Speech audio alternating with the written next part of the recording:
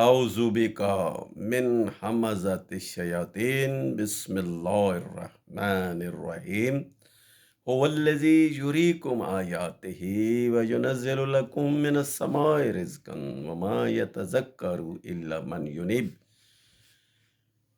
اللہ نازل کرتا ہے اپنی روشن آیات کو اور وہ نشانیاں دکھاتا ہے اس الکتاب کی صورت میں جو ہمیں دی گئی ہے قرآن۔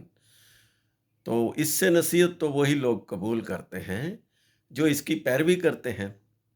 یہ آیت مبارکہ جو بمائے ترجمہ میں نے آپ کے سامنے پیش کی ہے، اس کا یہ جو سورہ المومن آیت نمبر 13 ہے، یعنی 40/13، اس کا خلاصہ کچھ اس طرح کا ہے کہ اس کو اگر آپ پچھلی آیت پر غور کریں تو کہا گیا ہے کہ ان کو جب اللہ کی آیات سنائی جاتی ہیں تو انکار کر دیتے ہیں، اللہ کے دین کو، اللہ کے قرآن کو نہیں مانتے، اور جب یہ اپنے بزرگوں کی روایت اور قصے کہانیوں پر چلتے ہیں تو خوش ہو جاتے ہیں۔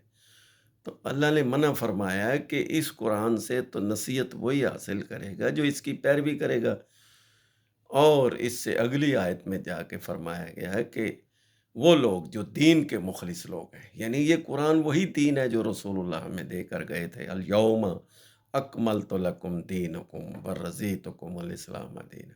یہ وہ دین ہے جو رسول اللہ نے مکمل کروا کے لکھوا کے ہمیں دیا، اور کہا گیا کہ اس دین کی پیروی کرو گے تو کامیابی ملے گی۔ یہ وہی دین ہے جو رسول اللہ نے ہمیں دیا، اور رسول اللہ نے ہمیں کہا کہ یہ نبوت، ختم نبوت کا تقاضا یہی ہے کہ اب اس دین کی پیروی کرو اور اس کو دوسروں تک پہنچاؤ۔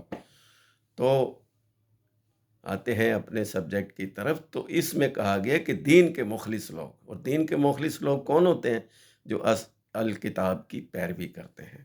تو ہمارا یہ مشن جو ارشد قرآنی کے نام سے یوٹیوب چینل ہے، آپ بھی اس کے رکن بن جائیے اور ہمارے ساتھی بن جائیے، کیونکہ ہمارے فرائض میں شامل ہے کہ اس قرآن والے دین کو دوسروں تک پہنچانا ہے۔ جیسے علامہ اقبال نے کہا تھا، وہ زمانے میں ممتاز تھے حامل قرآن ہو کر، اور ہم خوار ہوئے تاریک قرآن ہو کر۔ تو تاریک قرآن ہونا بہت بڑا کفر ہے اور جرم ہے، اور یہی کہا گیا کہ تم اس کی پیروی کرو، کافروں کو چاہے جتنا مرضی برا لگے۔ تو ہم نے کافروں کو نہیں بلکہ اللہ کو راضی کرنا ہے، اور اللہ کے دین کی پیروی اور اللہ کی رضامندی اور اللہ کی عبادت اسی وقت شروع ہوگی جب ہمارا مشن ہوگا قرآن، قرآن اور صرف قرآن۔ اور یہی ہے ہمارا کام کہ یہ پیغام جائے گھر گھر، اور ہم اس میں سرخرو ہوں، اور ایک دفعہ پھر ہم خوار ہونے سے بچ جائیں، اور اس خواری سے بچ جائیں جو ہم تاریک قرآن ہو کر حاصل کر رہے ہیں۔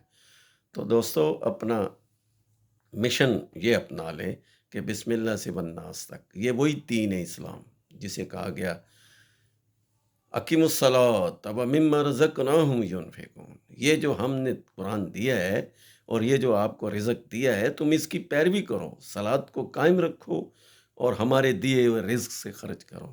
اور اس آیت حاضہ میں بھی رزق کی بات ہوئی، تو رزق اللہ کی طرف سے نازل کرنے کا مقصد یہ اللہ کی کتاب بھی ایک رزق کی صورت میں ہمارے پاس موجود ہے۔ کائنات کا ہر انسان، ہر پرند درند چرند اس میں حصہ وصول کر رہا ہے، اور اس کائنات کے پورے نظام کا اس قرآن مجید میں ذکر موجود ہے۔ تو اس لیے کہا گیا کہ اللہ نے یہ رزق تمہارے لیے نازل کیا، یعنی یہ جو صلاحیتیں اللہ نے ہمیں دی ہیں، یہ صلاحیتیں رزق کی صورت میں ملی ہیں، آیات کی صورت میں ملی ہیں۔ ان کو خرچ کیسے کرنا ہے، اس پر عمل کر کے دکھانا ہے، اس کو عملی جامہ پہنانا ہے، اور یہی مخلص دین کے مخلص لوگوں کا کام ہے۔ میں اور آپ اگر مخلص بننا چاہتے ہیں تو ہمیں بھی اللہ کے اس دین کی پیروی کرنی ہوگی، اور اللہ کا دین جو ہمارے پاس 6236 آیات پر مشتمل ہے، اور یہی ہم پر فرض کر دیا گیا کہ ان الذی فرض علیک القرآن۔ تو اللہ کے اس دین کی پیروی کر کے ہم اپنا کھویا ہوا مقام حاصل کر سکتے ہیں، اور اس دین کو آگے پھیلانا اب ہم سب پر فرض ہے، کیونکہ ختم نبوت کا بھی یہی تقاضا ہے کہ اب کوئی نبی نہیں آئے گا، اور ہم نے اس کی پیروی کرنی ہے۔ اور پیروی کی صورت میں یہی ہے کہ اللہ کا کلام قرآن لاریب کتاب ہمارے پاس موجود ہے، تو اس کی پیروی کی جائے، دین خود بخود قائم ہو جائے گا۔ تو اپنا خیال رکھیے گا، اللہ ہم سب کا حامی و ناصر ہو۔ سلام علیکم۔